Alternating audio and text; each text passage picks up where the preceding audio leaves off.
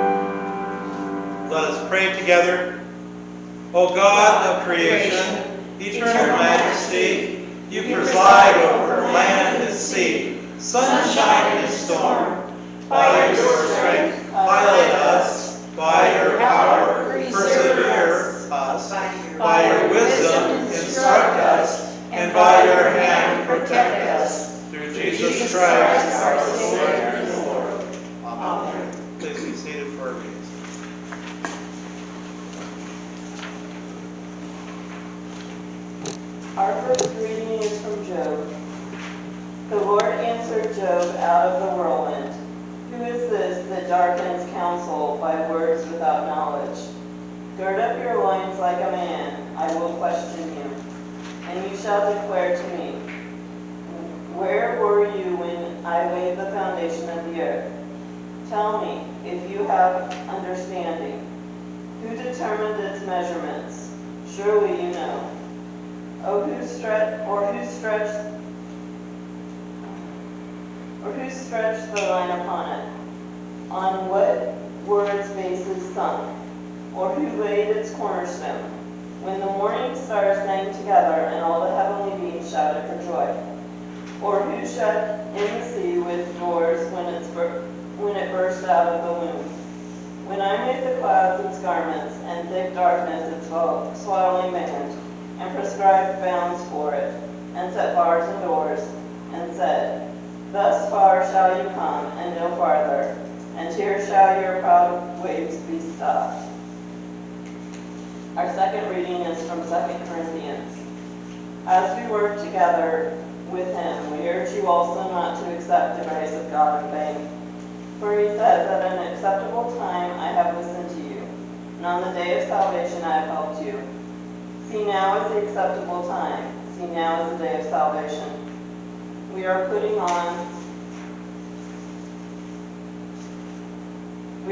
no obstacles in anyone's way, so that no fault may be found with our ministry.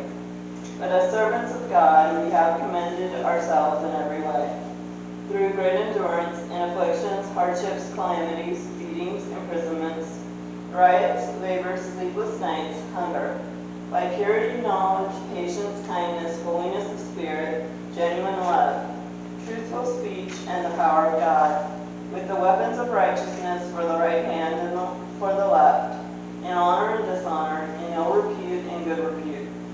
We are treated as impostors, and yet are true, as unknown and yet are well known, as dying and seek. We are alive as punished and yet not killed, as sorrowful yet always rejoicing, as poor yet making many rich, as having nothing and yet possessing everything. We have spoken frankly to you, Corinthians. Our heart is wide open to you. There is no restriction in our affections, but only in yours. In return, I speak as to children. Open wide your hearts also. Here ends the readings. Thanks be to God.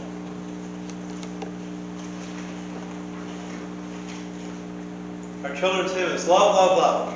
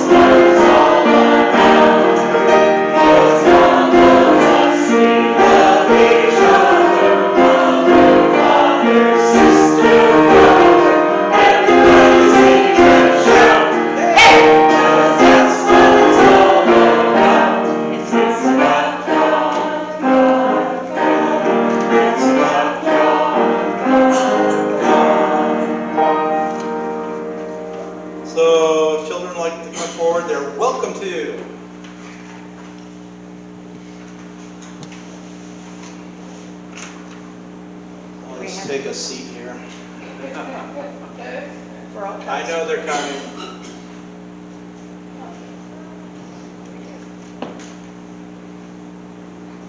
So I already gave it away. You know what today is. How did you know? It's on the calendar, that's right. So I was thinking, there's a Bible verse, and it's from Proverbs. And it goes like this: Listen, my children, to father's instruction, and pay attention and gain understanding. So I happened to be looking on the internet with, there's everything on the internet. And I was thinking about that. Pay attention and gain understanding. And I came across this list of 10 things fathers say. And I was looking, I don't know if I said them all. So let's see if Jennifer's here to correct me if I ever said these. But some of these I don't think my father said. Some of them he did. So number 10, and then if you have heard this, so we'll just kind of rank these. Number 10. Why? Because I said so, that's why. That's Have you mom. ever- What? That was my mom. Your mom said that, but not your dad. No. No, so. Did I ever say that?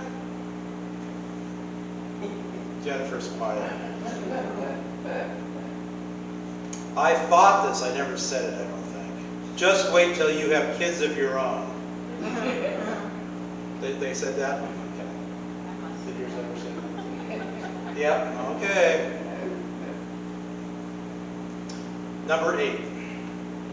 What did I just finish telling you? Oh. Yeah. Jennifer's quiet over there yet.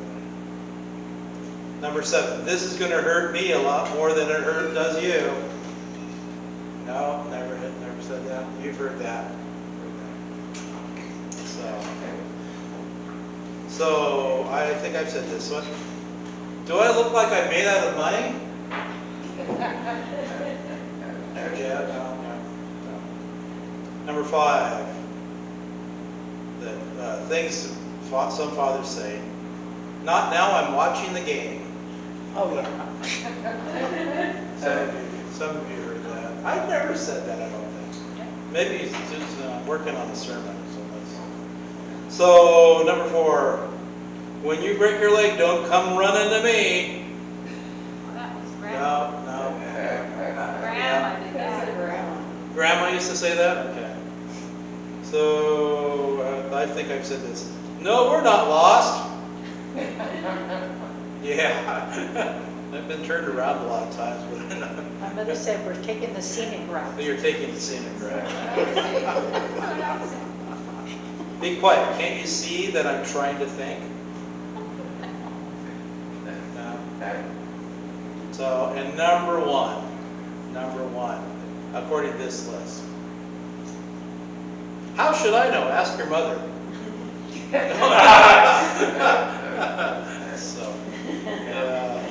So some of these, yes, and some of them, no. I don't know. Some of them I think I said. The thing of it is that we're human beings, right? All dads are included, and some of us have tried to shine better than others, and sometimes we tried our best and still have not been perfect. We're human beings, and I think the best thing for any of us to do is kind of remember our parents and remember everyone is flawed. No one's perfect. But look at the good things that is part of our parents, especially our fathers today, and thank God for those good things.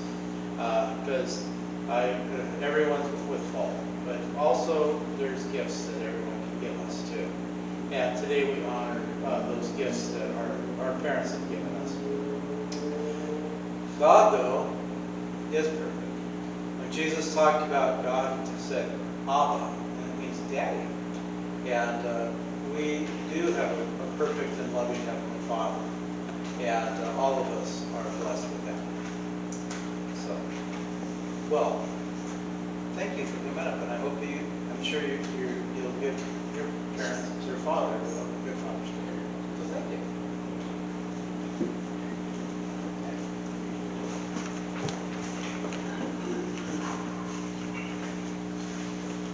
Please rise for a song of praise.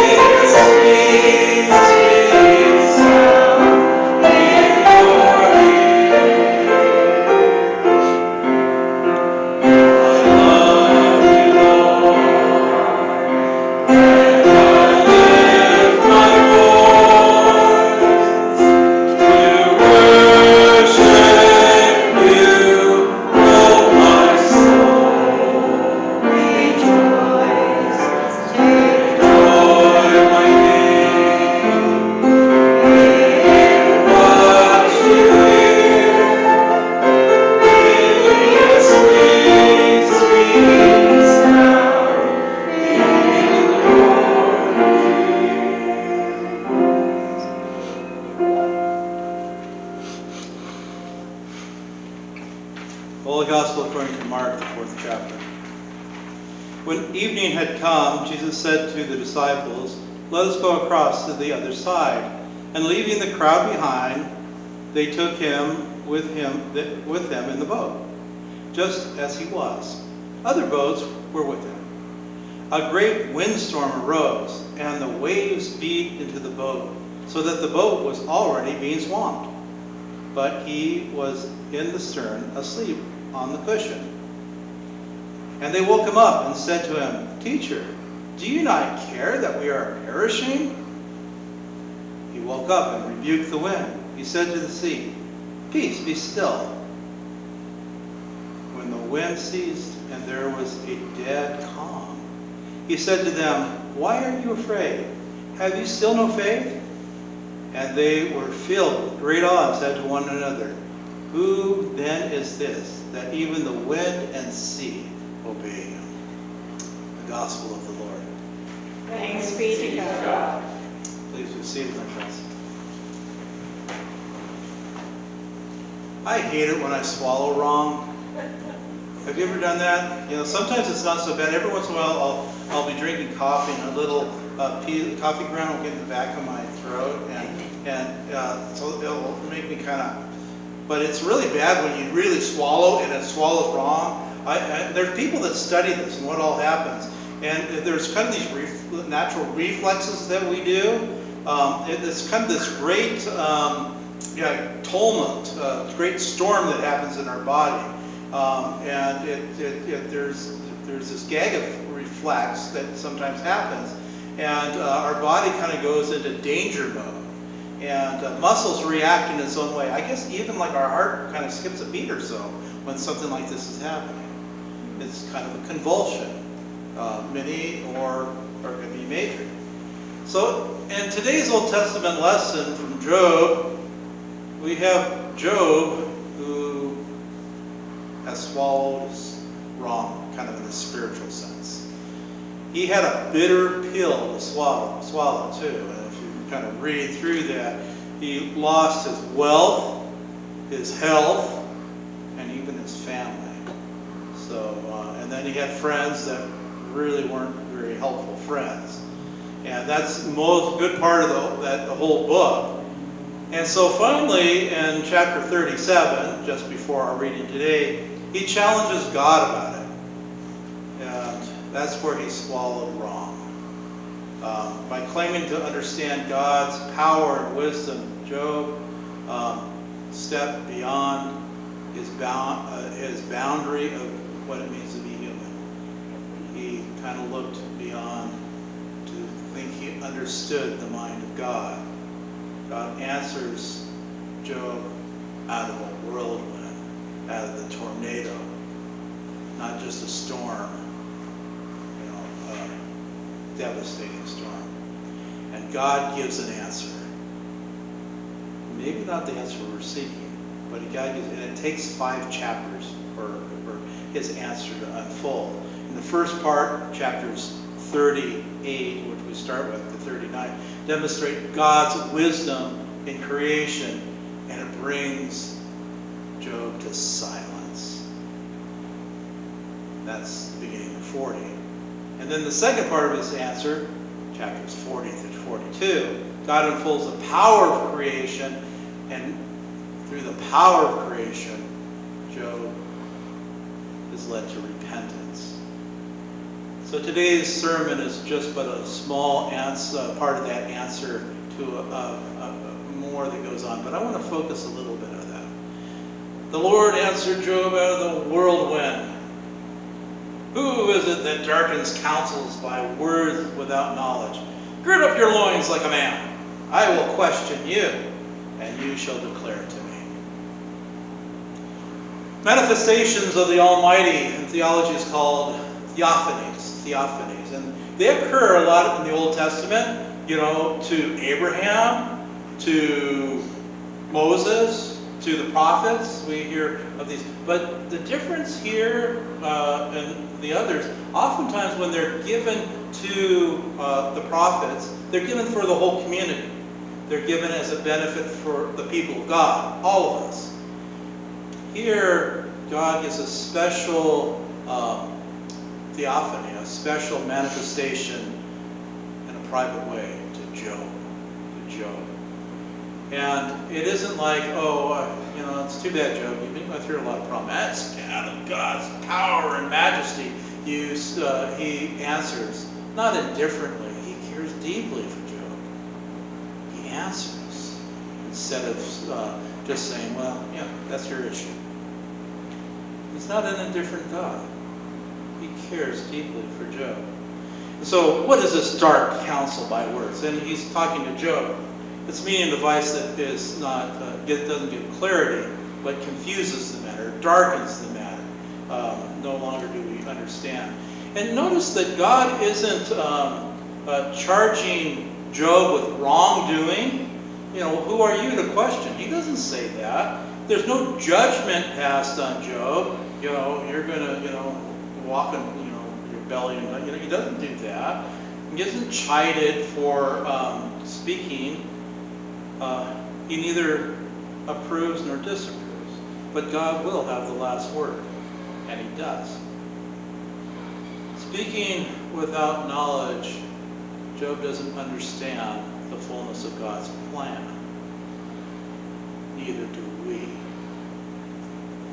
He tries to pretend he knows God's purpose in the world.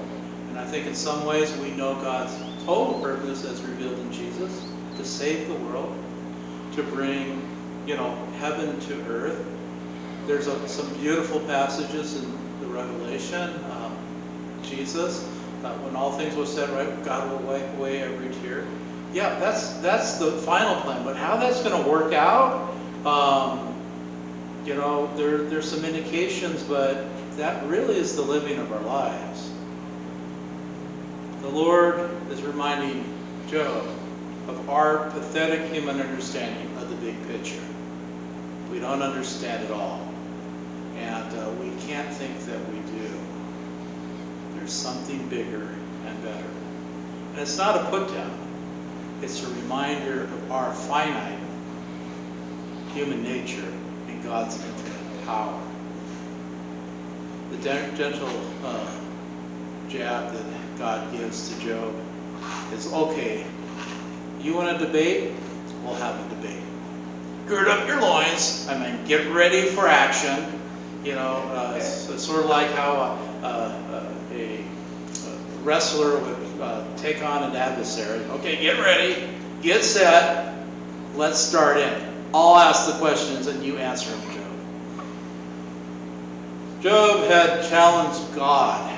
And today in our own modern day world, we make challenges to God in various strange ways. I look at some of these cybernet attacks, and I just think they're horrible. Especially like the ones that we had at the hospital just a couple of months ago. You see them with food services and gasoline and such like that. Our recklessness of ecology, we were talking a little bit about that before our service today, how we can be better stewards of the precious resources that we have. The immorality of it's just accepted, uncontrolled greed. The list goes on and on. And, God pretty much grants humankind what we like to choose for ourselves, even though it might not be God's plan. And it's, we look at people as we have with people who take drugs or, are not responsible for their sexual conduct.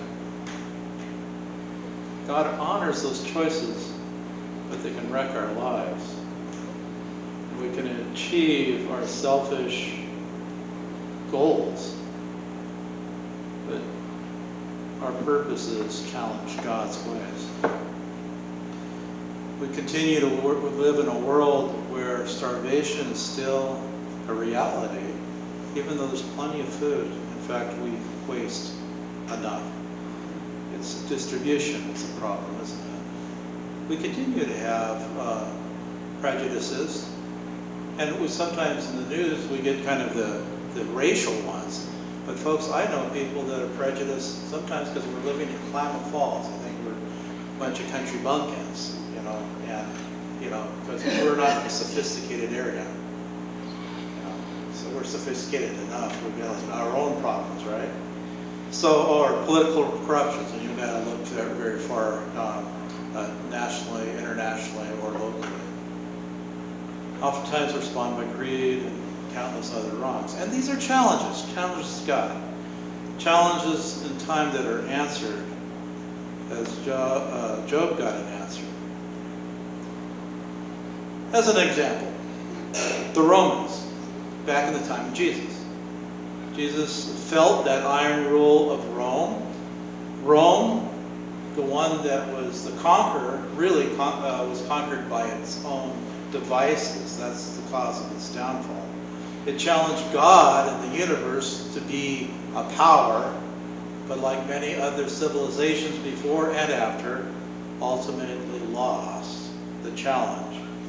The story given in his Decline and Fall of the Roman Empire has 5 categories, and I think they're good for us as reminders for us. He said, first of all, one of the problems that they challenged God, and one of the problems that eventually led to its downfall, is it undermined the dignity and sanctity of the home as a basis of human society. They rose taxes higher and higher. Why?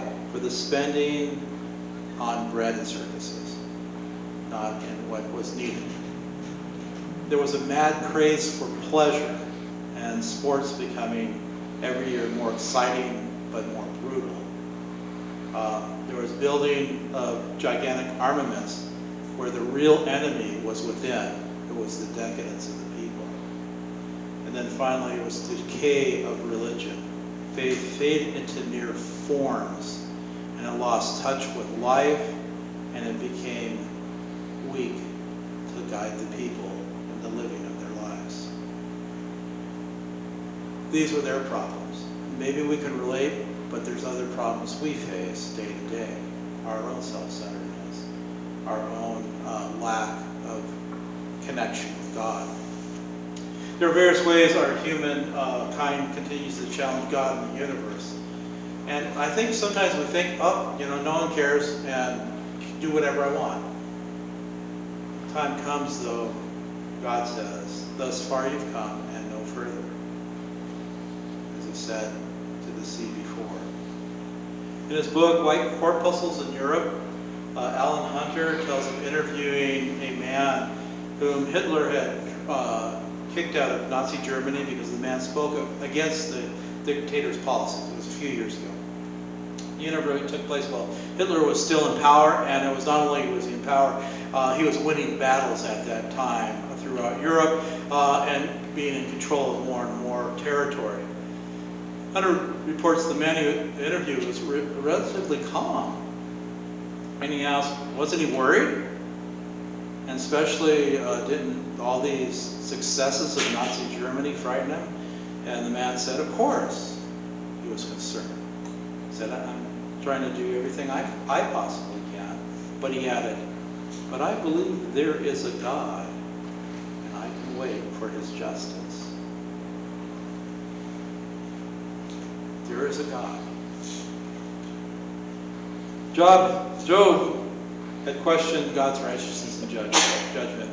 Now, what God chose is the following of asking Job questions about the natural world, the world in which he lives, the everyday world. So where were you, Job, when I built creation? Where were you? I was the master builder. I was the chief surveyor and contractor, laid that line.